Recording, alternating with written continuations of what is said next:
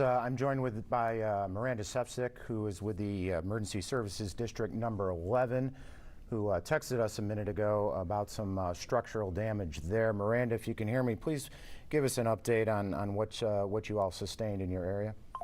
Yeah, sure. So we're right next door to KHOU Fire Department. We are in a metal building with metal shutters, so we got lucky. We were able to shut the shutters and not feel much in our main building, but we have an outbuilding that we call the limo barn, where we have some service vehicles and equipment, and we had two of our maintenance folks in there when the tornado hit. The building itself was completely demolished. They were okay, thankfully. We have accounted for everyone, and there were no injuries. But to hear them tell it, it was really something. And they've never been through anything like that, as you can imagine. But again, the building is completely demolished, and we do have an active gas leak in the front. A couple trees down around the campus. We're on a pretty big campus here off Stubner Airline, but again, everyone is accounted for, and the ambulances were not affected. Neither were any of the buildings that house and maintain the ambulances. So emergency medical services will continue, so our operations have not been affected.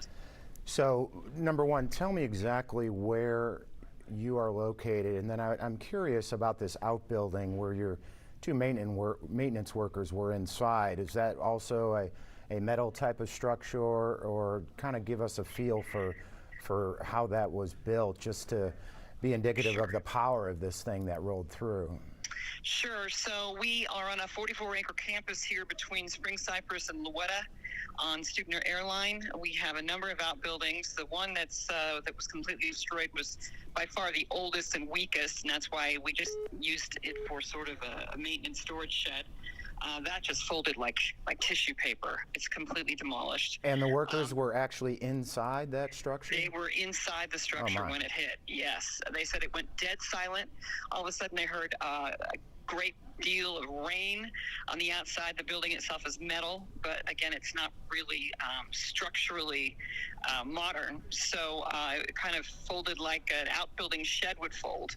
And one was able to hunch down, cover his head. The other one was hanging onto a rack of some kind and was able to protect himself. So thankfully, again, they were shaken up, but no injuries. Yeah, that is miraculous, considering basically, like you said, the structure folded on top of them while they were inside. We did hear from one of your counterparts at KHOU Fire Department. They had some fence damage, and a trailer that was moved. Did anybody, I'm curious, actually see a touchdown of a funnel cloud in that area, or was it more, it just rolled through and then bam? Well, thanks to weather alerts, we were given the watch and then the warning. So immediately we went into lockdown mode. We shut our shutters. We all went to the lowest part of the building, into our designated area for protection for the employees. That were fully staffed, so everybody's here. And those folks, they just got stuck in that building. They couldn't make it back in time. And so they just did the best that they could. But again, thankfully, no one was hurt. The campus has some significant damage, but again, it's not going to affect emergency services for our district. That is good news, and as we're looking at radar here, the worst of it seems to have passed you by. So I'm sure you're going to spend the next few hours into the evening assessing damage, and if there's any pictures or video you can share with our newsroom, we certainly would appreciate it.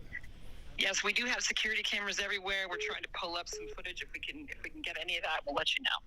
Thanks so much. That's Miranda Sefcik with Emergency Services District number 11.